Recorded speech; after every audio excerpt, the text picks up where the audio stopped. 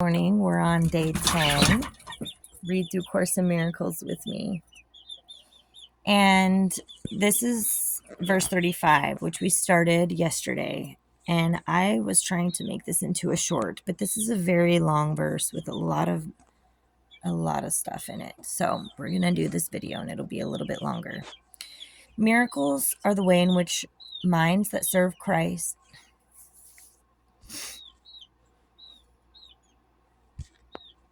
Okay, let's try again. Miracles are the way in which I've read this already so many times trying to make shorts. Okay. Miracles are the way in which minds that serve the Spirit unite with Christ for the salvation or release of all God's creation. There are certain advantages in being a psychologist. A major one is the understanding of projection and the extent of its results. Possession is very closely related to projection. Lucifer could literally be translated light bearer. He literally projected himself from heaven. Projection still has this hurling connotation because it involves hurling something you do not want and regard as dangerous and frightening to someone else. This is the opposite of the golden rule. And having placed this rule upside down, the reverse of miracles or projection follows automatically. The correction lies in accepting what is true in yourself by bringing all that you are into light. Matthew 7:12. So whatever you wish that men would do to you, do so to them. For this is the law and the prophets. Hurling something you do not want to someone else, which is what projection does, is the opposite of the golden rule because it means giving to others what you do not want for yourself. The correction lies in accepting what is true in yourself by bringing all that you are into light. One of the major problems with miracle workers is that they are so sure that what they're doing is right because they know it stems from love that they frequently do not pause to let me establish my limits. While what they do comes from me, they often cannot be induced to ask me each time whether I want them to perform this particular miracle. If they did, they would not perform any miracles that could not get through constructively, and would thus save themselves unnecessary strain. Instead, some burn themselves out with indiscriminate miracles, and to this extent do not fulfill their own full purpose. The answer is to never perform a miracle without asking me if you should. This spares you from exhaustion. Because miracles are expressions of love, it does not follow that they will always be effective. Just because miracles are expressions of love, it does not follow that they will always be effective. I am the only one who can perform miracles indiscriminately because I am the atonement. You have a role in the atonement which I will dictate to you. Remember, you already have a principle about the involuntary nature of miracles. We have also established the fact that everything involuntary belongs under Christ's control, not yours. Your abilities will be very useful when they come under involuntary control rather than involuntary lack of control. That's the note.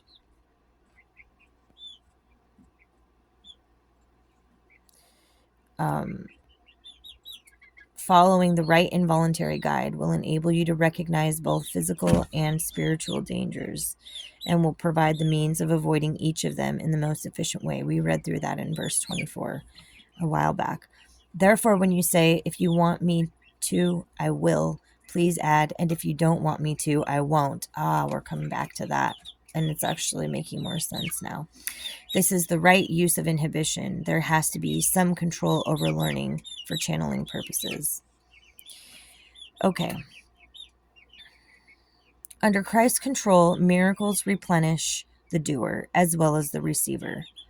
Miracle workers must learn Christ's control to replace their former habits, which did produce scarcity in place of abundance. From errors of this kind, the sense of deprivation is inevitable, but very easily corrected. Possession really means not under Christ's control, thus making the mind vulnerable to projection.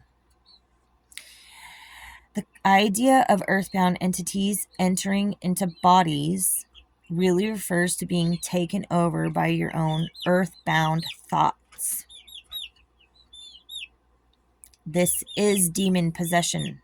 After all, Lucifer fell, but he was still an angel.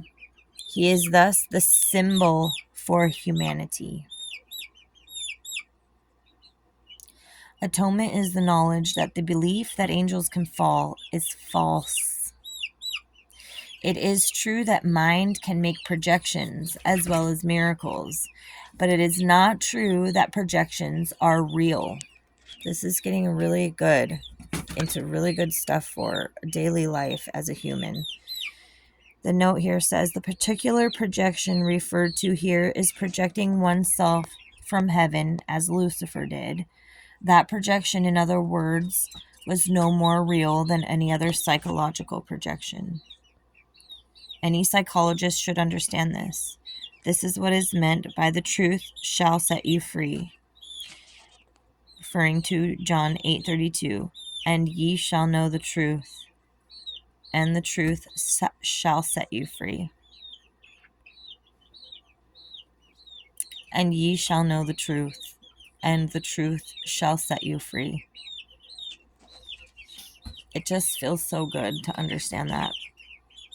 You need to understand the very important difference between Christ-controlled and Christ guidance. Christ-controlled miracles are part of the atonement, but Christ guidance is personal and leads to personal salvation. The impersonal nature of miracles is an essential ingredient because this enables me to control their distribution as I see fit. As mentioned earlier, impersonal means that miracles are not given to people because of attributes that are personal to them, but because of what is universal in them. Christ's guidance, on the other hand, leads to the highly personal experience of revelation. We talked about that a couple days ago in the earlier verses. This was why it involves personal choice. A guide does not control by definition, but he does direct, leaving the following up to you. Lead us not into temptation means guide us out of our own errors. The note here says, Matthew 6:13 and Luke 11:4. Lead us not into temptation means guide us out of our own errors. Note that the word is lead, not order or force. Take up thy cross and follow me should be interpreted to mean recognize your errors and choose to abandon them by following my guidance. Matthew 16:24 says, if any man will come after me, let him deny himself and take up his cross and follow me. See also Mark 10:21. Come, take up thy cross and follow me. In the above interpretation, your cross is your own errors rather than a burden imposed on you by God. Taking up your cross thus means picking up your errors and looking at them. Having recognized them for what they are, you then follow Jesus' guidance and discard them, rather than carrying them as a permanent burden.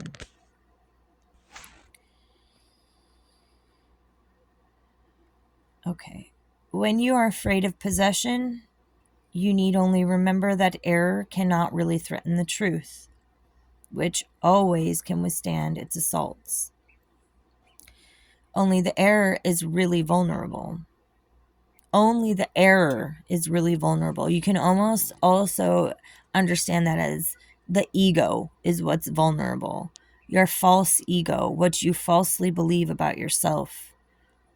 Those are the errors, and those are what are vulnerable when it comes to possession and allowing Christ within. Only the error is really vulnerable. The princes of this world are princes only because they are really angels, but they are free to establish their kingdom where they see fit. The princes of this world is a biblical term often taken as referring to the demons who supposedly rule this world and who crucified the Lord of glory. See Corinthians 2, verse 6 and 8. Jesus' point here is that these demons are really angels, since angels cannot truly fall and therefore need not to be feared. It's tying into what was said earlier. It's just the projection. If you remember that all princes inherit their power from the Father, the right choice becomes inevitable. Spirit is in the state of grace forever.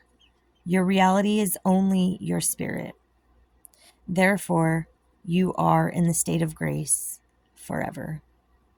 Atonement undoes all errors in this respect, and thus uproots the real source of fear. And if you will check back at the reference to uprooting,